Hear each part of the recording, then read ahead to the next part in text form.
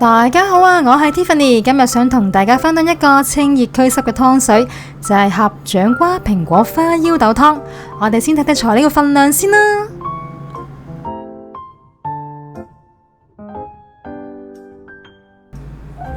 腰果係四大堅果之一，佢含有豐富嘅蛋白質、維生素以及各種嘅礦物質。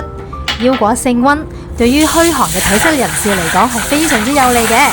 佢有養顏、降血壓、潤肺同潤腸嘅功效，亦能夠預防心血管疾病，同埋有效幫助身體排出毒素。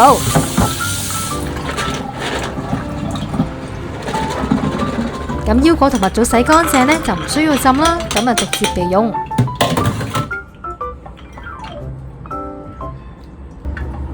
花腰豆有豆中之王嘅美稱，佢嘅驅濕能力非常之強，同時亦具有抗氧化、預防衰老同埋預防心血管疾病嘅功效。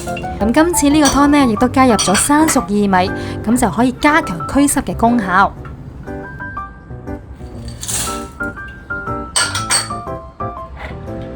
咁呢個陳皮啦，有理氣化痰化濕嘅功效。咁我哋一齊洗乾淨。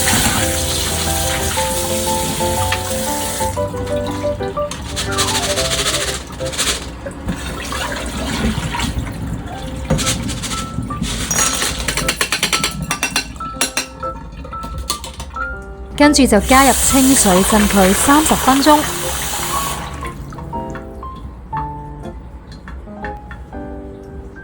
呢個就係合掌瓜啦，佢又名佛手瓜。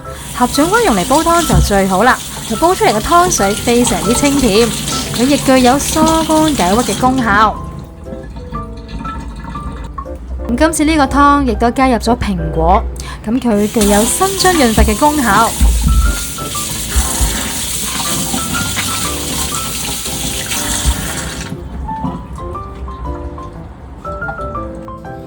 咁合掌瓜洗乾淨之後呢，我就將佢頭尾切走唔要。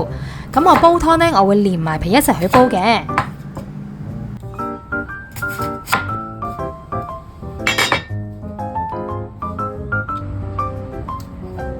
蘋果我都會係連皮一齊去煲湯嘅。咁我先將頭尾切走唔要。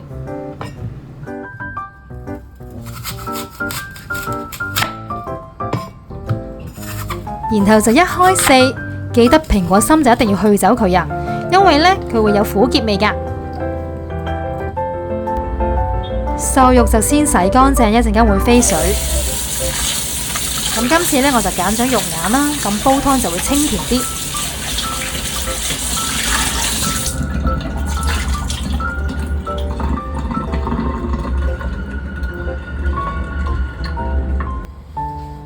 瘦肉凍水落飛水。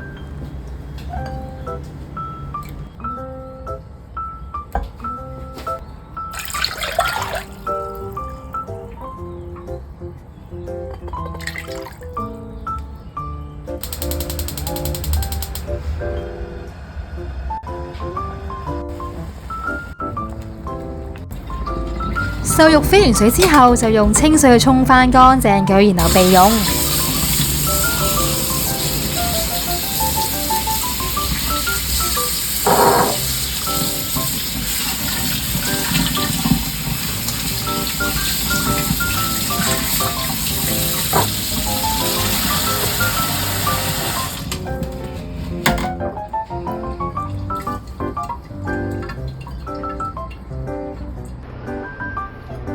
如果所有材料都準備好嘅話呢，就可以將全部材料放入個湯煲裏面。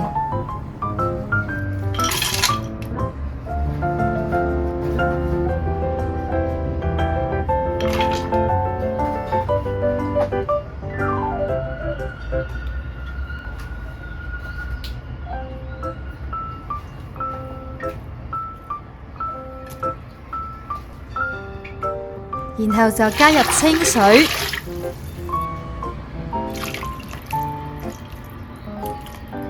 最後冚蓋煲佢2個鐘，煲好前15分鐘，加入鹽就可以啦。因為呢，我呢個電子湯煲啊，如果大家用明火去煲湯嘅話呢，就記得先用大火煲佢10分鐘，然後再轉小火煲佢2個鐘就 OK 噶啦。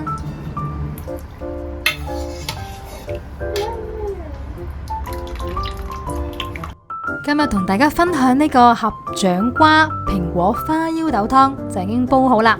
如果大家有興趣想知道每一款材料嘅功效嘅話呢，就可以睇翻呢條片下邊嘅資訊欄就睇得翻噶啦。如果大家中意我哋呢條片，記得俾個 like 同埋訂閱我哋嘅 channel 啦。咁下次再同大家再見，拜拜。